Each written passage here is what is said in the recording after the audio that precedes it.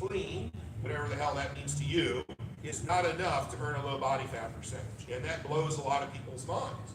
You have to manipulate the amounts of protein, carbohydrate, and dietary fat within a strategy that's highly advanced, yet simple to execute, to support your goals. We're going to talk about exactly how the body responds to many of those things. Somewhat in theory, but in working with clients now for over 20 years, I can tell you what I've seen work very, very well, and that's what's most important, what you can produce for people. The goal when somebody approaches me who their focus is gaining muscle, if I can help them gain 10 pounds of muscle in 30 to 60 days, I feel very good about that. And I've got a very good percentage of getting it done if they're complying with what I want to do.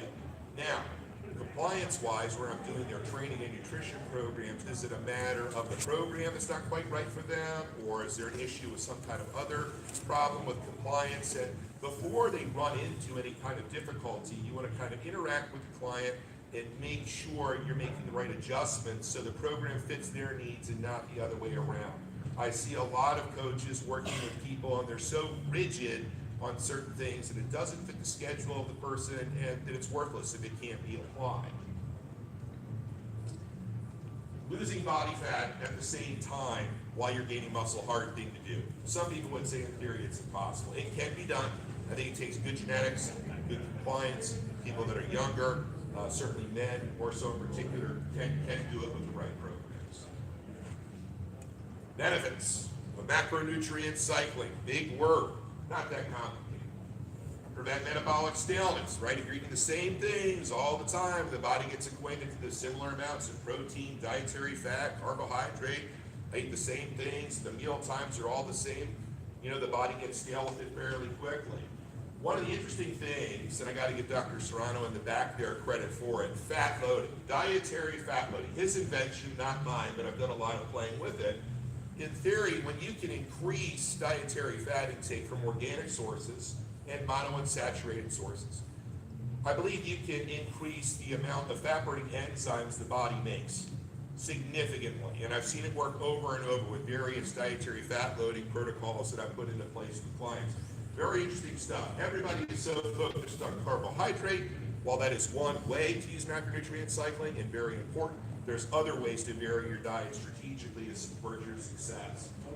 Also changing things, you can increase muscle building enzymes. You can naturally increase anabolic hormone levels, for example, dietary fat loading. I use it all the time as part of the 21-day fat cell cleanse, for example, where there's one high calorie day per week. We increase the dietary fat intake. I believe with the men in particular, they tell me they feel like their testosterone's higher, they feel more potent, so to speak, energy's better, body composition starts to improve, so there's a lot of good things that happen when we increase dietary fat from the right sources.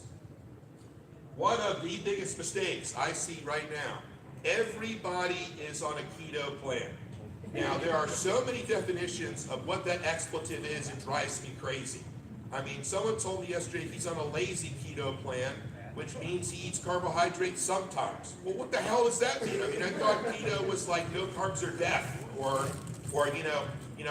people send me emails. Keto for life is like one of their things.